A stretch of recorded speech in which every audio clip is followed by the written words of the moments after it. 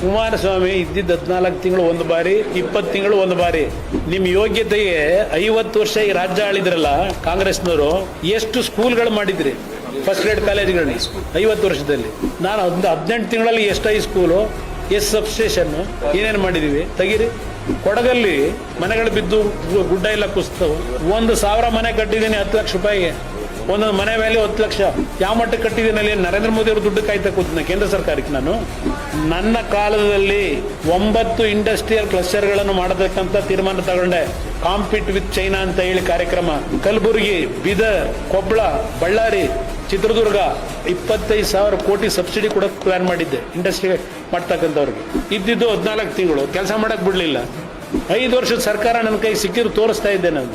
ಇವತ್ತು ಯಾತಿ ಗುಂಡಿಗಳು ಇಟ್ಕೊಂಡು ಕೂತಿದ್ದೀನಿ? ನಿಮ್ಮ ಯೋಗ್ಯತೆಗೆ ಒಂದು ಗುಂಡಿ ಮುಚ್ಚೋ ಯೋಗ್ಯತೆ ಇಲ್ಲ ನಿಮಗೆ. ಮಾತಾಡೋ ಯೋಗ್ಯತೆ ಇಟ್ಕೊಂಡಿದ್ದಾರೆ ಬಹಿರಂಗ ಚರ್ಚೆ ಅವ್ರ ಜೊತೆಲಿ. ದುಡ್ಡು ಹೊಡೆಯ ಕೆಲಸ ಮಾಡಲಿಲ್ಲ ನಾವು. 189 ಫಸ್ಟ್ ಗ್ರೇಡ್ ಕಾಲೇಜ್ ಮಾಡಿದೆ. ನೀವೆಷ್ಟು ಮಾಡಿದ್ದೀರಪ್ಪ?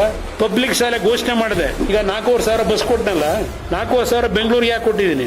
ನೀವೆಷ್ಟು ಕಾರ್ಖಾನೆ ತಂದಿದ್ದೀರಿ? ಯಾವ್ಯಾವ ಟ್ರಸ್ಟ್ ಲ್ಯಾಪ್ಟಾಯಿಸ್ಕೊಂಡಿದ್ದೀರಿ? ಆ ಕೆಲಸಕ್ಕೆ ನೀವು ಇರೋದಿಲ್ಲಿ.